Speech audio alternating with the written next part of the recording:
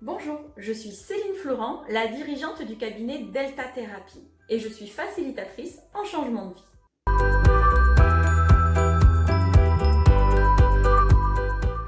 Plus particulièrement, je suis thérapeute et psychopraticienne. Alors vous allez me dire, en fait, tu es psy quoi? Mais psychologue, psychiatre, psychanalyste, psy. En fait, je suis thérapeute en thérapie brève. Contrairement à la psychanalyse, où vous allez passer un certain nombre de séances à chercher le pourquoi vous avez un problème, en thérapie brève, on se concentre sur le comment vous allez trouver la solution. Et pour ça, j'utilise l'hypnose et la programmation neurolinguistique, qui sont deux disciplines des neurosciences. En fait, j'accompagne au quotidien des particuliers qui sont désireux de reprendre un peu le contrôle de leur vie, de reprendre le contrôle sur leur comportement dégradé, qui sont désireux également de retrouver des liens de confiance avec eux-mêmes, mais aussi de pouvoir établir des liens de confiance avec les autres, et puis qui se sont donné des challenges et qui veulent réussir à atteindre les objectifs qui se sont fixés. Je suis temporairement dans leur vie le petit coup de boost qui va leur permettre d'atteindre tous les objectifs qu'ils se sont fixés. Et pour ça, on passe un contrat. On passe un contrat moral. En fait, je suis là pour me donner à 100%, pour les aider. Et eux se donnent également à 100% pour me rendre inutile le plus rapidement possible.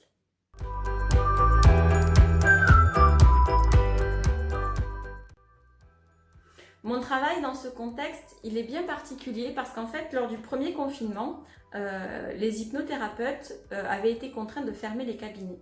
Il faut savoir que la profession d'hypnothérapeute n'est pas reconnue par l'État. Il n'y a pas de diplôme officiel, il n'y a que des écoles privées. Donc, légitimement, dans la tête de tout un chacun, on n'est pas reconnu comme une profession ayant un intérêt médical ou pour la santé.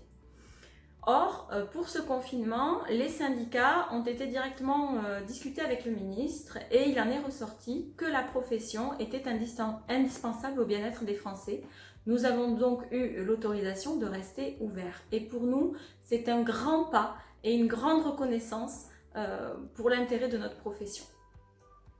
Alors oui, j'accompagne des clients à l'heure actuelle et les problématiques forcément se tournent vers des angoisses liées au contexte actuel, la peur de la maladie, la peur de perdre quelqu'un de proche, la peur de perdre son emploi, ou des personnes qui, pour compenser la privation de liberté ou la privation d'activité sociale, vont se réfugier dans des compulsions alimentaires ou des addictions.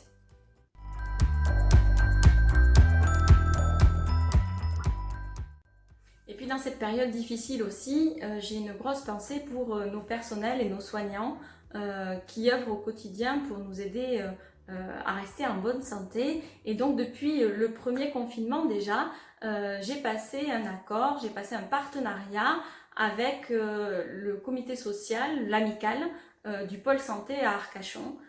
Donc tous les personnels qui sont à l'amicale, en venant me voir, bénéficient de tarifs réduits.